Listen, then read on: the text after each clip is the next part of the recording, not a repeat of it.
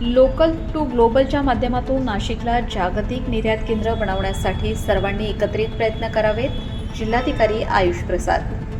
नाशिकला जागतिक दर्जाचे उत्पादन व निर्यात केंद्र म्हणून विकसित करण्यासाठी उद्योगांनी मागणी आधारित उत्पादन, आंतरराष्ट्रीय गुणवत्ता मानके, जागतिक बाजारपेठांचा अभ्यास, नाविन्य, क्षमता बांधणी आणि परस्पर सहकार्य यावर भर द्यावा.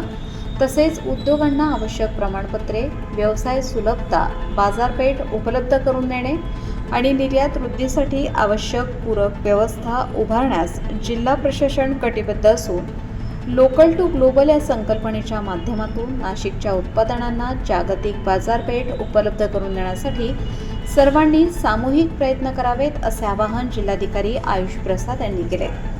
जिल्हा उद्योग केंद्र नाशिक, जिल्हा प्रशासन आणि केंद्र व राज्य शासनाच्या विविध विभागांच्या संयुक्त विद्यमाने आज Nashik engineering cluster C10 MIDC Ambad येथे निर्यात जनजागृती शिबिर व ई-कॉमर्स एक्सपोर्ट समिट आयोजित करण्यात आले होते.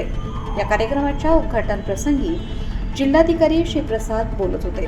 यावेळी परराष्ट्र व्यापार महासंचालनालय, DGFT अतिरिक्त महासंचालक RK मिश्रा, DGFTचे उपमहासंचालक श्री अश्विन गोलपकर, जिल्हा उद्योग केंद्राचे उपायुक्त चेतन पाटील, KPMGचे प्रीतम मोहन सिंग, निमाचे प्रतिनिधी मनीष रावल यांच्यासह जिल्ह्यातील उद्योजक, MSME प्रतिनिधी, स्टार्टअप्स, महिला उद्योजक, शेतकरी उत्पादक, कंपन्यांचे प्रतिनिधी, कृषी प्रक्रिया उद्योजक, निर्यातदार, नवउद्योजक उपस्थित होते. जिल्हाधिकारी आयुष प्रसाद म्हणाले की उद्योगांनी केवळ उत्पादन क्षमतेवर भर न देता बाजारपेठेतील मागणीचा सखोल अभ्यास करून उत्पादनाची दिशा निश्चित करावी. उत्पादन बाजारात आणण्यापूर्वी त्यासाठी तयार असलेल्या देशांतर्गत व आंतरराष्ट्रीय बाजारपेठांची ओळख करून घेणे आवश्यक आहे. त्याचबरोबर उत्पादनांची विविधता वाढवून जागतिक स्पर्धेसाठी सक्षम उत्पादन पोर्टफोलिओ तयार करणे ही काळाची गरज आहे.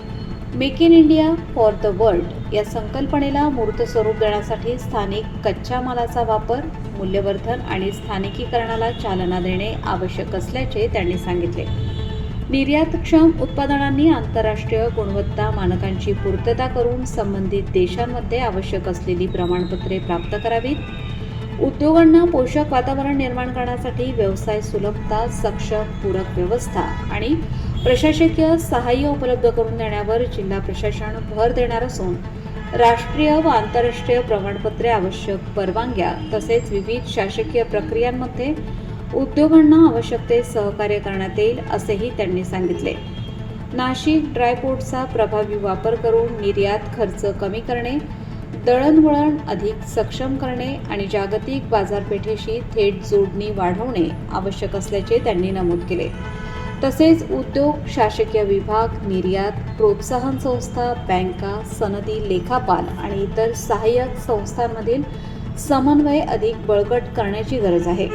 जिल्हा प्रशासन आणि परराष्ट्र व्यापार महासंचालनालयाच्या DGFT संयुक्त विद्यमाने येणाऱ्या काळात बायर सेलर मीट आयोजित करण्यात येणार असून त्याद्वारे उद्योजकांना नव्या देशांतर्गत व आंतरराष्ट्रीय बाजारपेठांशी जोडण्याचा प्रयत्न केला जाईल.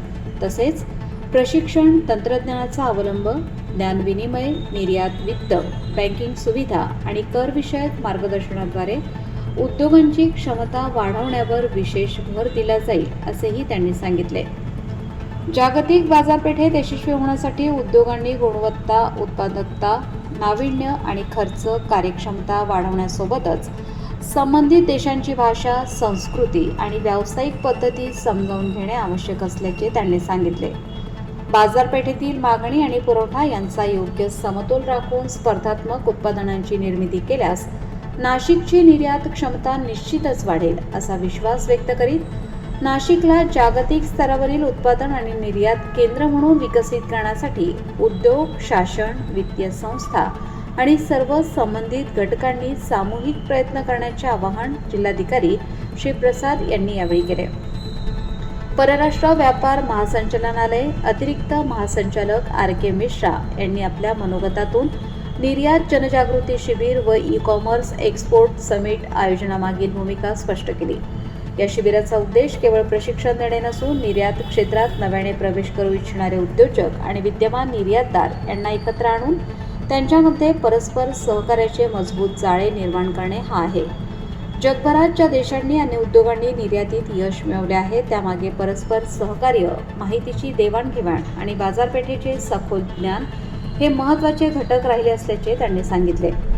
निर्यात जनजागृती शिबिरात DGFT कडून IEC नोंदणी प्रक्रिया, FTP 2023 योजना आणि एक्सपोर्ट प्रमोशन मिशन याबाबत माहिती देण्यात आली.